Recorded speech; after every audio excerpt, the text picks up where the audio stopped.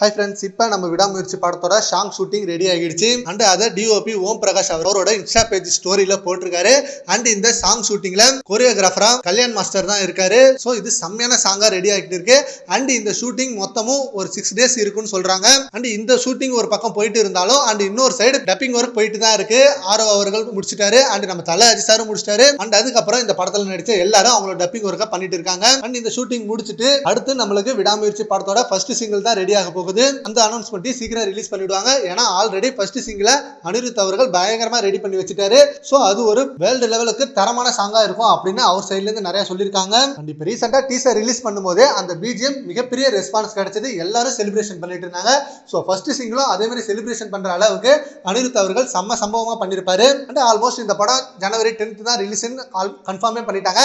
ஏன்னா USA distributor அவங்க announcement லிஸ்ட்ல நம்ம விடாமுயற்சி ஜனவரி 10th தான் ரிலீஸ் அப்படின்னு போட்டிருக்காங்க. சோ சீக்கிரமே அபிஷியல் சைடுல இருந்து release date announcement poster release ஆகிடும். அண்ட் டே பை டே விடாமுயற்சி மேல செம்ம ஹைப் ஆகிட்டே இருக்கு.